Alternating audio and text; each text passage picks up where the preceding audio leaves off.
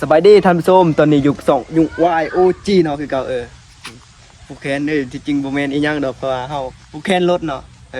ซื้อรถไถนะซื้อแต่หัวมันมื้อนี้เฮาสิมารีวิวแบบข่าวๆว่าเฮาสรุปป้าหั่นนะที่เฮาเลี้ยงมาหั่นได้ถ้าได้ลบเลยเก่งหั่นนะแต่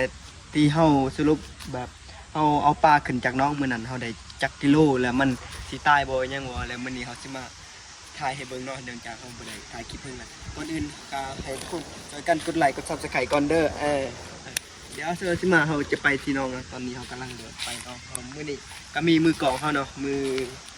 ปองมือเก่าแหละเพิ่นมาแต่ปลูกมันนี่โอ้จะเบิ่งถูกทุกคนม่วงสุกเนาะปลาคนเป็นบ่เดี๋ยวเขาจะเฮ็ดทางใหม่เนาะเดี๋ยวสิถ่ายคลิปต่อไปเนาะเขาจะเฮ็ดทางเพราะว่าพวกมะม่วงยังแถวน่ะยังถึงมันก็เขาปั๊มมืดมันขึ้นนี่ฝนตกคนเลยฝนตกแล้วก็มันเตะหนักฝนตกเขาเจ้ากับไปกลางกุ๊บกลางเขียดยังคือได้เนาะแล้วเขาบ่ได้เราบ่ไปเสียจัดไปยิงดูบ่เฮาบ่ได้ใส่ไม้เฮามันเสียอีกแหละภาษาไทยเสียภาษาลาวถือว่าพี่เรื่องมันใช้งานบ่ได้แล้วอันนี้คือน้องเฮาแล้วแถวดินข่อยท่านี่มันก็บ่ได้มีหยังหลายดอกก็มีกุ๊บมะม่วงมายังนี่นั่นเฮ้ยยิงบ่กุ๊บเลยแต่เฮาบ่กินเพราะว่าหม้อมันร้ายเลยเด้อบางอย่างนี่เขาเอาอยู่นะอยู่เพื่อนพังนั่นดิพอดีครึ่งสอบเนาะมองมันสุกขึ้นบนถนัดขึ้นนะคุณจะมีมาสีดาภาษาไทยเขาเรียกว่ามะฝรั่งมันนอน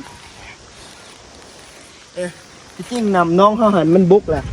คนโต๊ะหันมันขึ้นนี่พอดีมันร้ายเนาะมันเกาะปูมันกูเบิ้งนำหน้าเขาเนาะสุดยอดเลยนำหน้าเป็นแบบโคตรร้ายเลยบรรยากาศน้ำแรงโคตรขนาดไม่จ่าฝนตกมาขึ้นนี่ฝนตกแห้งโผล่บัดตกมาตอนเพลนน่ะสีมันกระหอนเนาะโบเพลนนะ4 โมงเลยทุกคนเลยนำน้องเขานี่เดี๋ยวสีนี่เนาะนี่คือฝนตกมาขึ้นเดี๋ยวเขาจะมาสรุปข่าวๆนะป้าที่เขาเลี้ยงมานะเก่งว่าได้กำไรลดทุน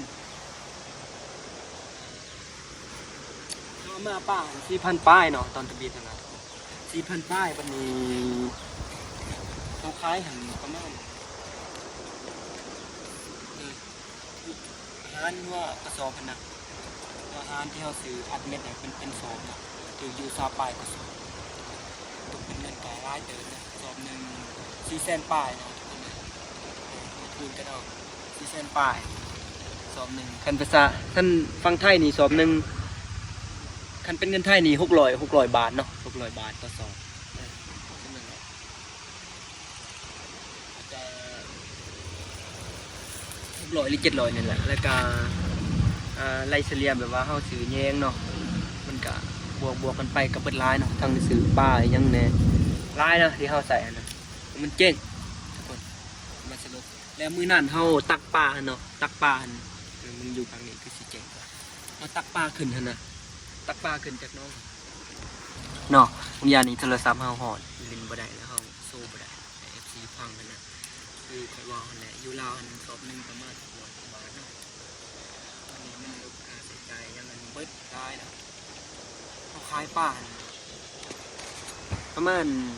คันซิไลหันได้ประมาณ3 สอบ 3-4 สอบกระสอบนี่แหละอันนั้นไล่อันนั้นแบบเขาซื้อหัวอาหารนะประมาณ2 ล้านไป2 ล้านป้ายนี่แหละเขาลงทุนหันรักษาล้านเนาะวันนี้โอ้เจ๊งเว้ยเขาบริบัติรักษาป่ามันบ่ได้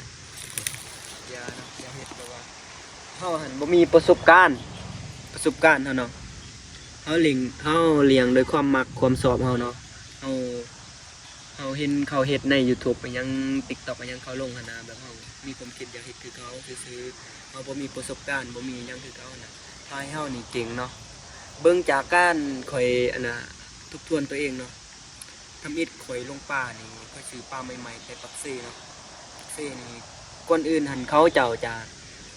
พักป่าก่อนเนาะป่าในทุ่งแล้วก็แซ่ไว้ในน้ำก่อนจากเล็กจากน้อยจาก30หรือ1 ชั่วโมงเนาะ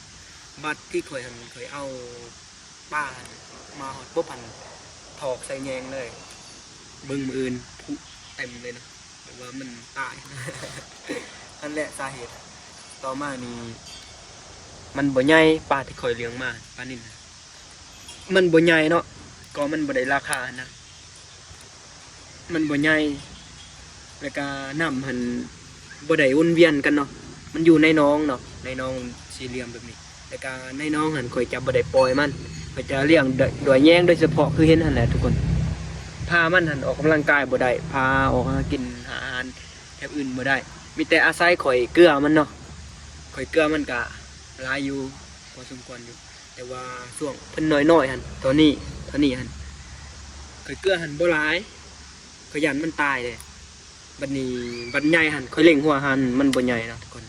สาเหตุที่ข่อยเก่งเนาะสรุปคำนี้นะแต่ก็เป็นอย่างอีกมันมีอย่างไปมีความรู้ใหม่ๆยังหั่นนะอยากให้คอมเมนต์เด้อเพราะว่าข่อยสิเปลี่ยนจากเลี้ยงปลานิ่มนะข่อยมีเงินจักเล็กจักน้อยข่อยว่าสิเลี้ยงปลาดุกแทนเนาะว่าปลาดุกมันจะบ่ได้ออกซิบ่ได้ใส่อีหยังกันมันจะใหญ่ไวเนาะใหญ่ไวกว่าปลานิ่มแล้วก็รักษาง่ายกว่าปลานิ่มเนาะปลานิ่มอาจจะใส่แบบระบบของซี่ยังนี่นะคือมันนั่นแหละสะมาใหม่ๆบ่ฮอดชั่วโมงกำลังสะแล้วมันอยากนอกอยากแข็งๆมันแบบบ่ได้ใส่ออกซิมันบ่เหือนแล้วก็มันโตมันบ่ใหญ่เนาะเอาเลี้ยงมาโดนๆมา6-7 เดือนเนาะเท่านี้ใหญ่ขนาดเขาขายเห็นเป็น10 ป้ายกว่าโตต่อโลเนาะ7-8 โตต่อโลมันก็เจ๋งแล้วเนาะเขาขายโตละโล2 โลต่อโลเนาะมันเท่าเป็น10 กว่าโตมันบ่ได้แล้วเนาะนั่นแหละสาเหตุที่ข่อยเจ๋งก็ข่อยผ่าขายเนาะคันข่อยเลี้ยงต่อไปข่อยอาจจะเจ๋งกว่านั้นเพราะว่าได้ใส่หัวอาหารหลายเดี๋ยวสิไผมีคำแนะนำเนาะฝากให้เฮาในเด้อเพราะว่าเดี๋ยวสิถ่ายไปถ่ายตรงนี้จะเกิดเป็นอยู่นี่เพราะว่าเฮาสิว่าสิลงทุนมาในเนาะไปมีความคิดนะโอ้ฝนจะตกนะทุกคนเลยนี่นะทุกคนที่คอยคิดว่านี่แนวนี้นะเห็นบ่คอยน้ำแบบนี้น้ำพุ่นตกมาใหม่ๆนี่นะเฮาคอมเมนต์ในเด้อไผมีความรู้นะเฮาจะลงป่าโดยกระสั่งนะโดยแย่งกันก่อนนั้นแล้วก็ประมาณอีกทิศ1 2 ทิศแล้วเขากับปล่อยได้นี้เลยทุกคนว่าโอเคบ่เนาะไผมีความหูโดยการเลี้ยงปลาดุกอันยังนี่นะโดยนำคนแบบนี้แล้วเขาจะปล่อยเลยนะมันจะโอเคบ่หรือบ่นะโอ้ยคนตกเลยนะทุกคนเลยฝากทุกคนแนะนำนะเด้อเพราะว่าเขาอยากรู้วิธีนี้เนาะแล้วก็เขาจะมาชี้แจงที่เขาเลี้ยงปลานิ่มมุดโดย6-7 เดือนเนาะจากประสบการณ์ที่เราเก็บเกี่ยวมาเองในสำนักเนาะถือว่าเขาเก่งถือว่าเขาผ่านเลยเนาะเขาคิดว่าสิเลี้ยงไม้เนาะคลิปนี้บ่มีหยังหลายก็มีแต่เท่านี้ฝากให้ทุกคนช่วยกันกดไลค์กดซับสไครต์ในเด้อว่าตอนนี้ฝนตกแล้วนะครับผมบ๊ายบาย